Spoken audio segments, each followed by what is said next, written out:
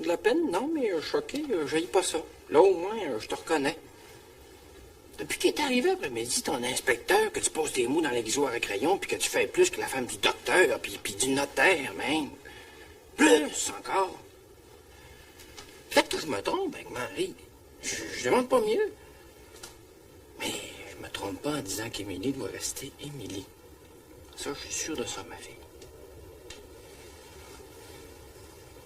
C'est ça l'entretien du père avec sa fille. Juste y rappeler ça.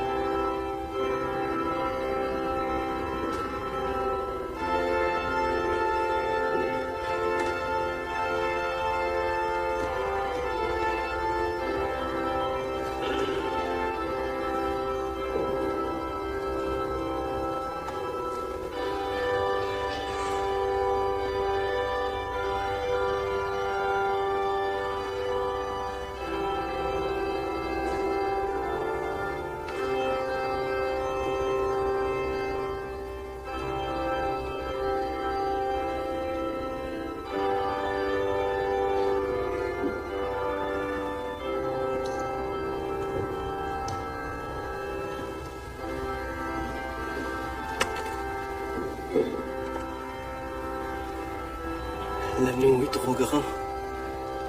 Il faut corriger ce petit détail, chère Amélie.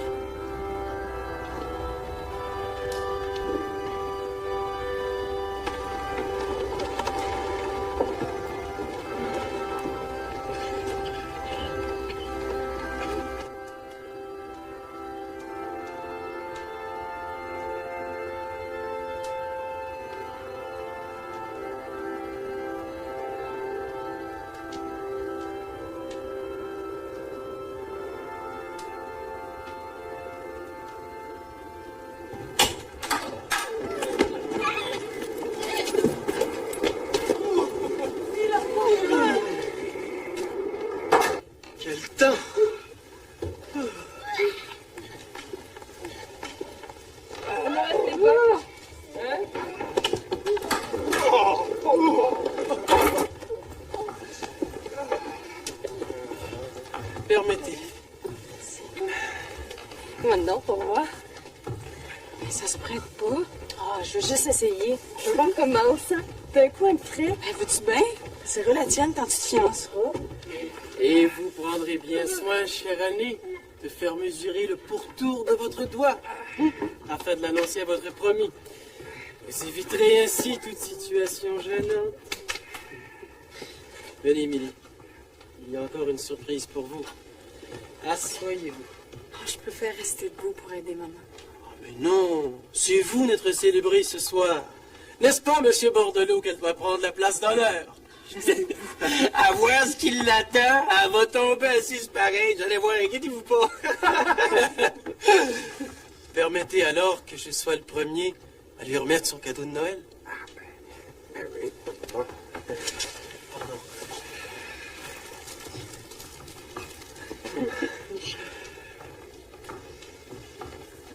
Chère promise, puisque j'ai désormais l'unique privilège de pouvoir m'adresser ainsi à vous, chère promise, les Romains célébraient autrefois la beauté et la noblesse du profil d'Agrippine, l'aînée, petite fille d'Auguste et digne épouse de l'empereur Germanicus.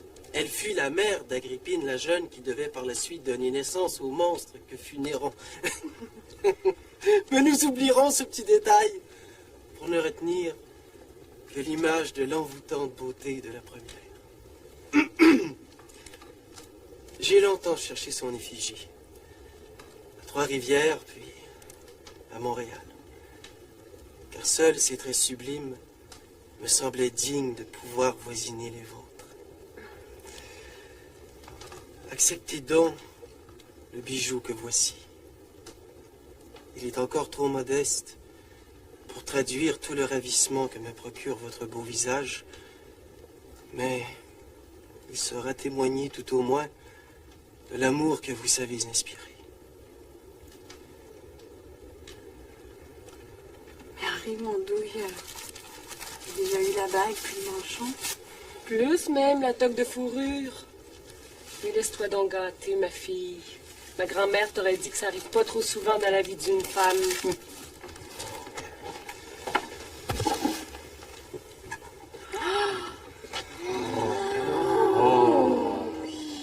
Que vos bons parents me permettent en tout bien, tout honneur de l'épingler moi-même.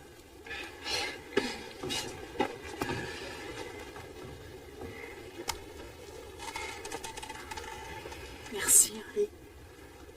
Merci tout le monde.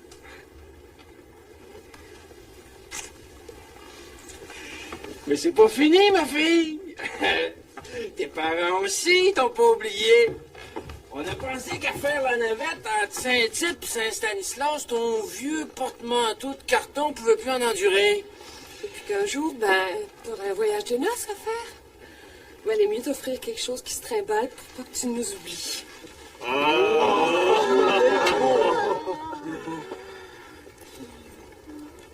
Ce serait pas possible que je vous oublie.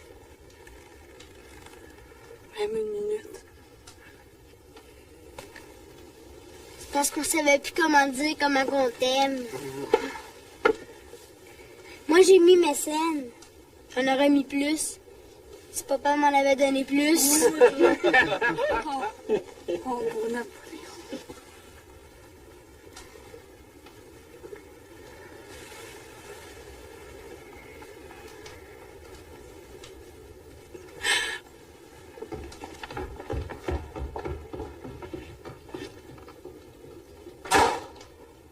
Émilie, es choquée? Laisse-la faire, Napoléon. Ça, c'est l'émotion. Bah, ben, il y en a d'autres cadeaux, là, hein, pour tout le monde. Cette année, c'est tout à Noël plutôt qu'au jour de l'an, là. En l'honneur d'Henri puis d'Émilie. Quel cœur fragile. Émilie a toujours été comme ça. Bien prompte, bien imprévisible. Ben orgueilleuse, ben coléreuse, ben têtue. Où donc, Caleb? Arrête d'égratigner ta fille. Les défauts qu'elle aurait, on sait de qui elle les tiendrait. Tiens, Honoré, je pense que celui-là est pour toi. Là. Émilie a changé depuis notre dernière rencontre. Peut-être ai-je commis l'erreur dans notre correspondance de lui dire quelque chose qui aurait blessé son âme sensible. Vous ne croyez pas?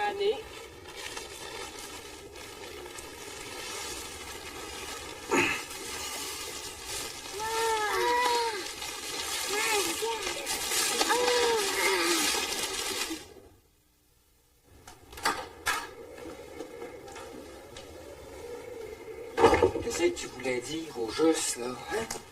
J'essayais de me l'expliquer sans bravade, puis détour. Il n'y a pas de détour. Je voulais juste vous dire. Vous m'avez questionné sur Ovila Pronovo. Ben, c'est vrai qu'il m'a écrit. Une fois. Mais j'aime mieux Douville. Parce qu'avec lui, au moins, on sait ce qui va arriver le lendemain puis le jour d'après. Ben, c'est certain qu'un grand Pronovo, c'est pas du tout le même genre. M'avait donné l'impression d'avoir toute une tête de mule. Oui. Que vous seriez le premier à dire que 2 têtes de mule, ça ne donne rien de bon. Vous pouvez pas comprendre, papa, pourquoi Henri, c'est le mari qu'il me faut. Oubliez pas que je suis plus la petite fille qui est partie d'ici il y a 4 ans. J'ai changé. Vous me connaissez plus aussi bien qu'avant. C'est ça, Émilie. C'est ça que je me demande, pourquoi tu te donnes tant de mal à essayer de me convaincre? Si t'étais sûr de toi, ça paraîtrait dans ta face, il me semble. Oh, vous!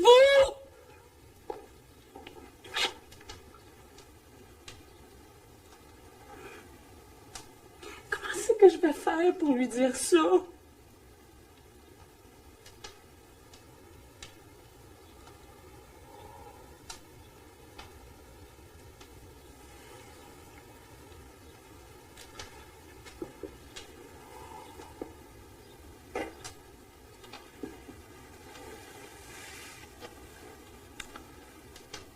Dans mon temps, on avait pour notre dire que les fiançailles, ça servait à deux choses. La première, ça voulait dire au prétendant qu'on allait le marier. Ben donc, la deuxième, ça voulait dire qu'on voulait plus de temps pour réfléchir. Il semble que t'es pas obligé de te décider tout de suite. Toute une année devant vous autres, là. Mais c'est pas mon genre de mentir à personne. Vous savez bien ce qui va arriver, puis moi aussi. Je peux pas pour éterniser ça pendant 1 an. Comment c'est que je vais faire, papa? Henri, c'est tellement une bonne personne.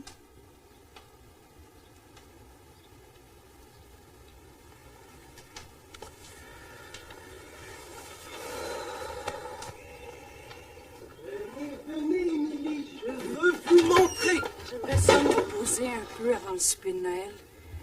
La veillée a été longue hier, puis elle va être encore longue ce soir avec ma tante Cannelle puis toute la parenté qui vient de Saint-Ecle. Ah, vous voulez faire la sieste?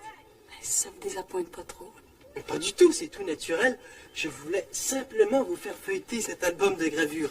Voyez, Paris moderne. Je l'ai trouvé pour vous. Un autre cadeau. Ah, mais je tenais à ce que vous sachiez que nous n'allons pas nous contenter de visiter des monuments anciens. Vous êtes jeune, et moi aussi quand même. Nous n'allons pas nous fermer à l'innovation et au progrès. Tenez, prenez-le et montez le feuilleté dans votre chambre. Il vous appartient. Je peux pas accepter. Et pourquoi donc? Parce que c'est trop de cadeaux, Henri. Je suis pas à vendre. À vendre? Vous me comblez tellement qu'à la fin, j'en suis gênée. Je ne perds rien. Ce qui est à vous sera à moi et tout ce que j'ai vous appartient. C'est trop vite, Henri! Beaucoup trop vite pour moi. Vous regrettez. J'ai pas dit ça. J'ai juste demandé à me reposer un peu. Si vous regrettez, votre résolution est moins certaine.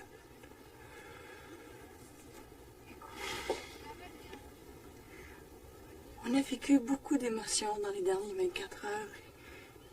Il faut pas prendre toutes nos humeurs à leur apparence. Puis on a presque pas dormi. Et allez donc. J'ai tout à fait tort et vous avez tout à fait raison. Un peu de repos nous fera le plus grand bien, en effet, à tous les deux. Mais je vous demande, tâchons de trouver un moment d'aparté plus tard. Je sens trop de choses confuses et je serais très malheureux de partir demain matin sans que nous nous soyons longuement expliqués en tête à tête.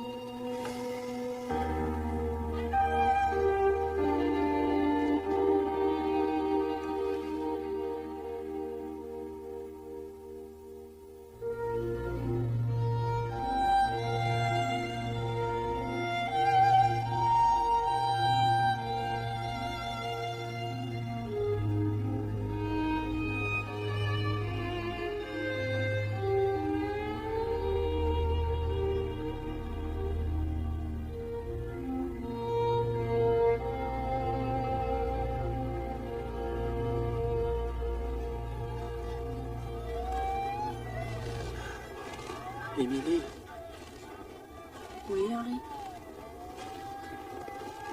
pour ce que j'ai à dire, j'ai le goût de te tutoyer, si tu permets. Si cela vous rend plus à l'aise. Vois-tu, j'ai beaucoup réfléchi pendant que tu dormais cet après-midi. Je n'ai pas vraiment dormi. Tu es vraiment tout ce dont j'ai rêvé, d'aussi loin que je me souvienne. Mais voilà. Je me demande si nous ne nous sommes pas trop pressés. Comme tu l'as laissé entendre. Je m'aperçois que j'ai mes craintes. Je suis un vieux garçon, je ne sais rien aux femmes. Oui, mais moi, ce qui m'importe en premier, c'est ton bonheur. Je sais. Et moi, le tien.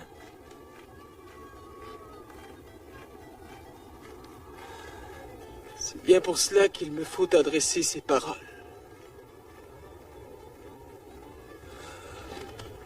Ces paroles qui vraiment me déchirent. Il faudra peut-être songer à nous rendre mutuellement notre liberté.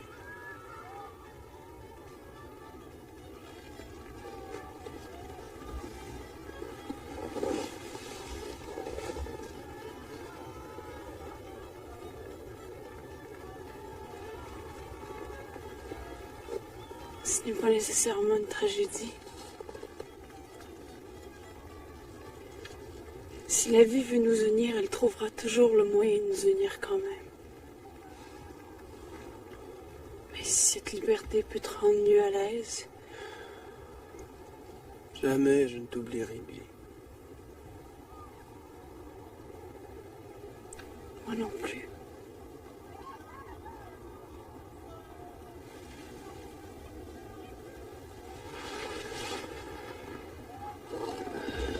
Sache ne pas m'en vouloir.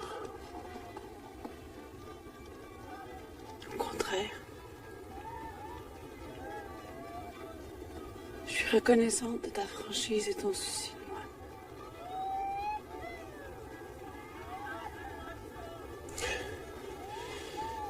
Si tu es d'accord, nous ne laisserons pas ces braves gens qui fêtent derrière nous en notre honneur. Gardons, si tu veux bien, le secret sur ce que nous venons de dire. Je trouverai bien un prétexte pour empêcher mon retour au jour de l'an et puis, tranquillement, nous laisserons s'atténuer les choses. C'était un beau rêve.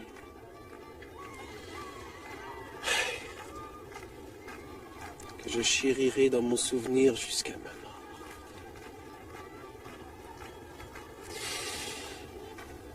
Tu commenceras donc le nouveau siècle sans moi. Accepte donc que dès maintenant je te présente mes vœux. Bon XXe siècle, Billy.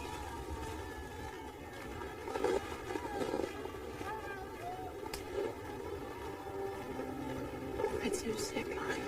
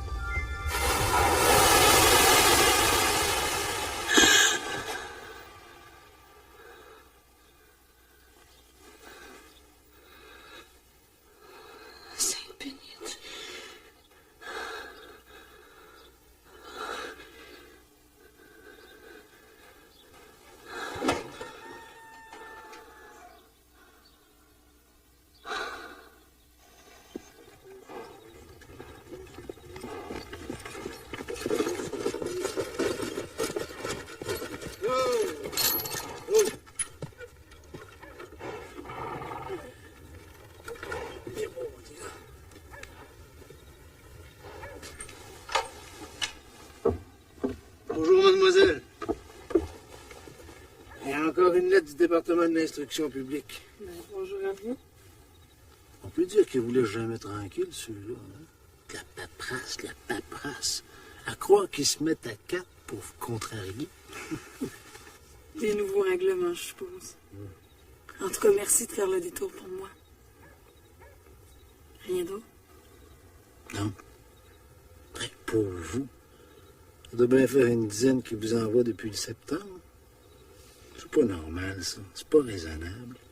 Comme si vous aviez rien d'autre à faire.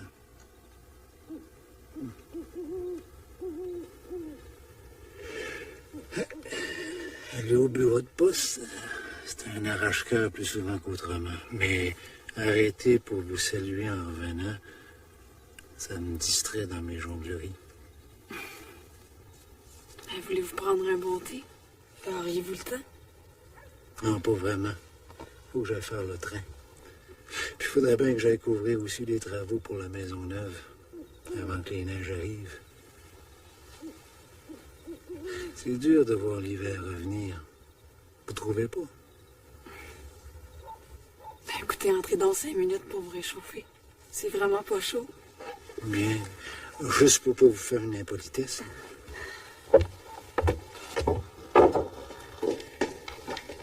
On peut dire que tous les autres mois dans l'année trouvent leur manière pour avoir quelque chose de plaisant. Mais quand arrive octobre puis novembre, c'est rien que de la peine. C'est pas pour rien qu'on célèbre les morts dans ce temps-là. Qu'est-ce qui vous fait tant jongler, M. Prouveau? Vous le savez comme moi. J'espère toujours des nouvelles de Villa. Il vous a pas écrit? Il n'écrira pas non plus. Faut être fou pour cavaler tous les jours à la poste comme je fais.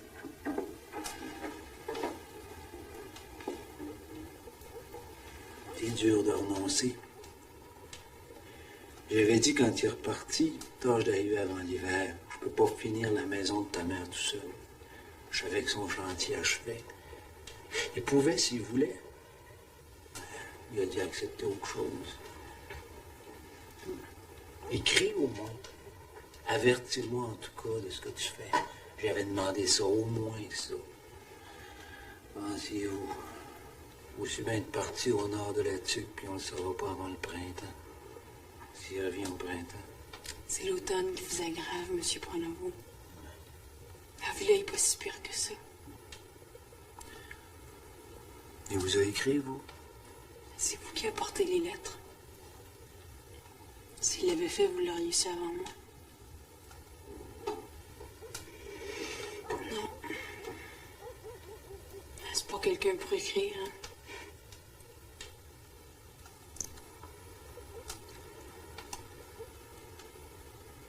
C'est pas quelqu'un pour compter dessus non plus.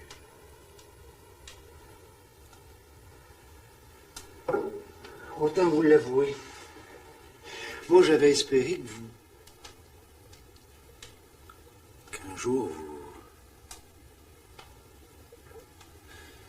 En tout cas... D'abord, j'avais pensé à Ovid, mais... Et puis j'avais pensé qu'Edmond... Mais... Lazare, lui, j'y avais pas pensé. À Villa, par exemple, même s'il est plus jeune, je me disais que peut-être... Quand même... Avec vous...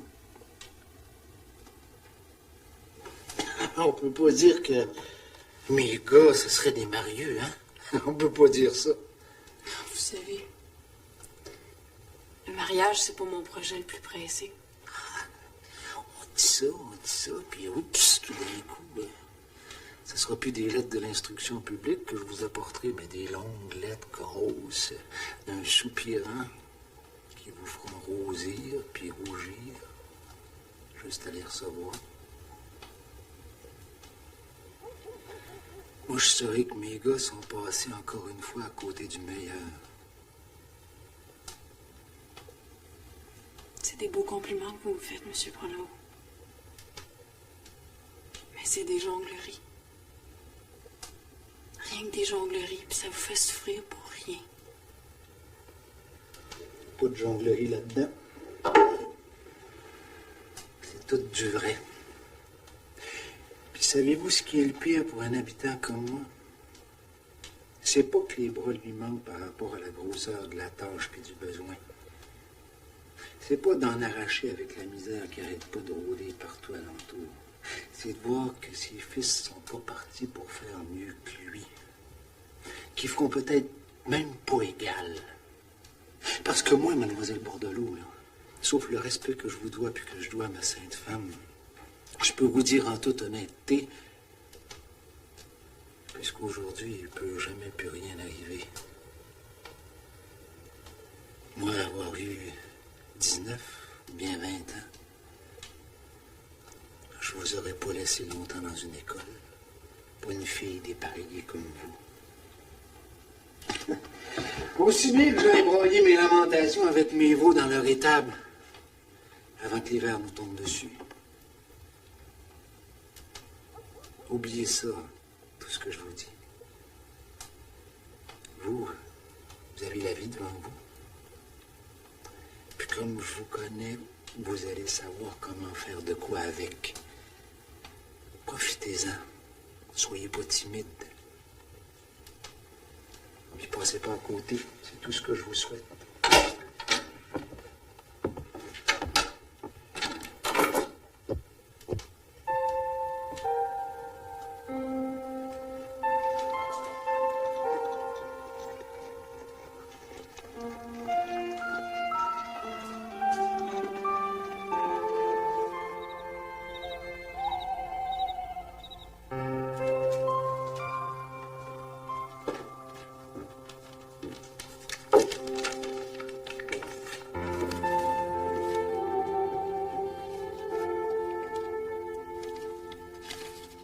Très chère Émilie.